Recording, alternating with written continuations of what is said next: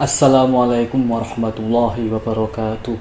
Alhamdulillahilladzi an'amana binilmadil imani wal islam wa nusalliya wa nusallimu ala khairil anam sayyidina Muhammadin wa ala alihi wa sahbihi ajma'in, amma ba'du.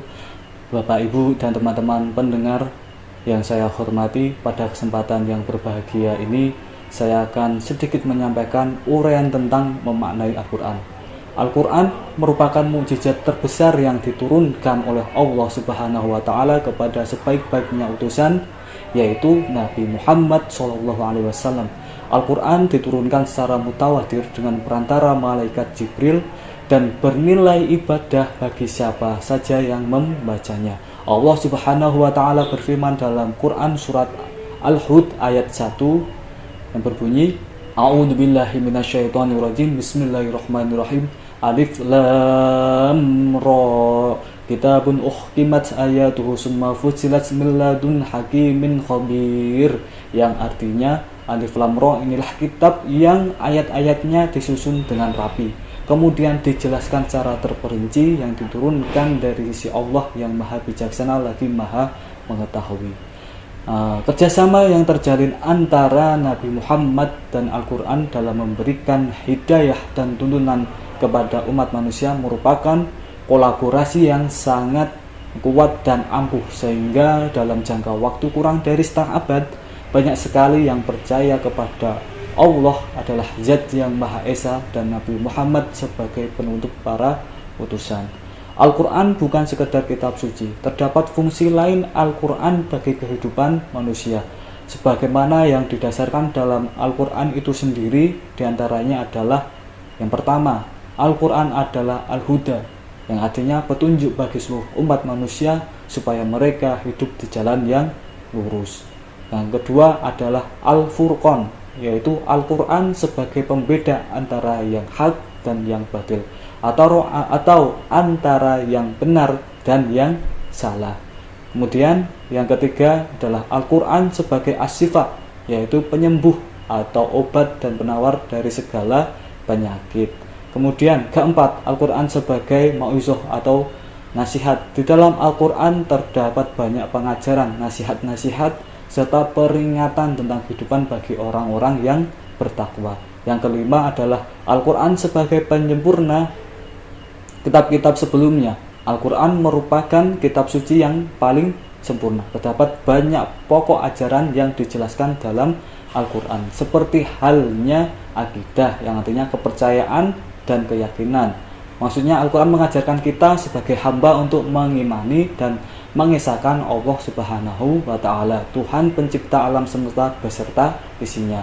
Selanjutnya, Al-Quran berisi tentang pengajaran ibadah dan muamalah.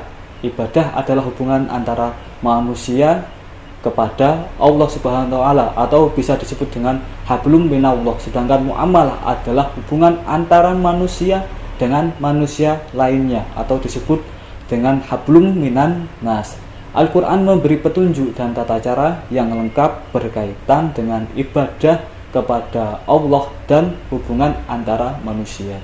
Ketiga, Al-Quran menjelaskan tentang persoalan hukum Allah Subhanahu wa Ta'ala yang tertuang di dalam Al-Quran tentu merupakan hukum yang paling adil. Oleh karena itu, kita sebagai umat Islam harus selalu merujuk kepada Al-Quran dalam menetapkan hukum tertentu.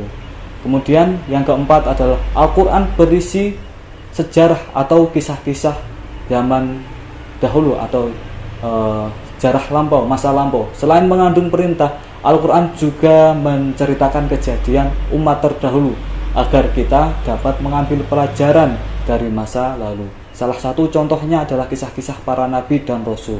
Selain kisah-kisah umat terdahulu, Al-Quran juga menceritakan peristiwa yang akan datang, seperti kejadian hari kiamat dan kehidupan di akhirat. Yang kelima, Al-Quran berisi ilmu pengetahuan dan teknologi.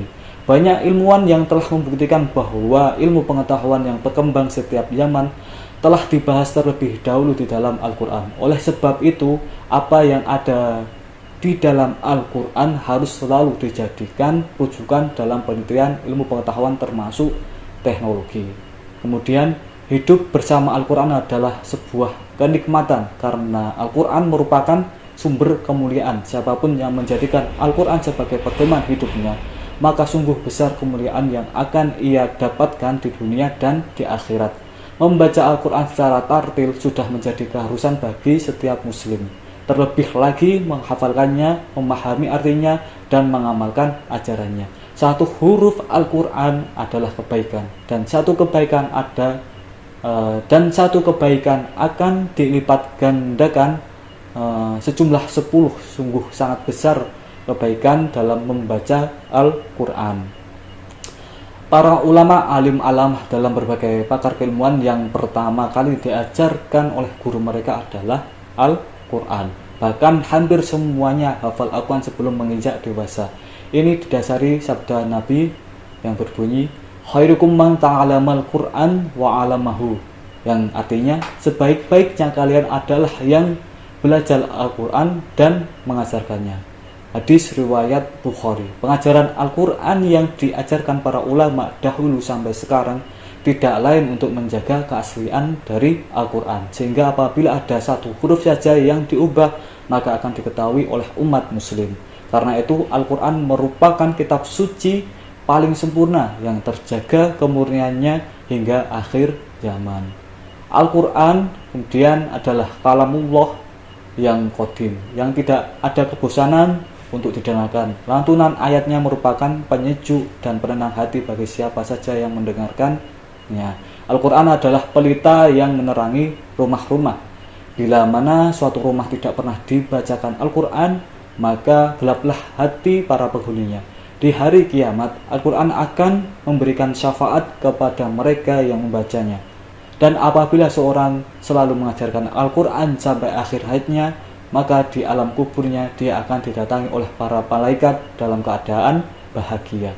Tidak sedikit pun dia merasakan kesusahan serta kegelisahan.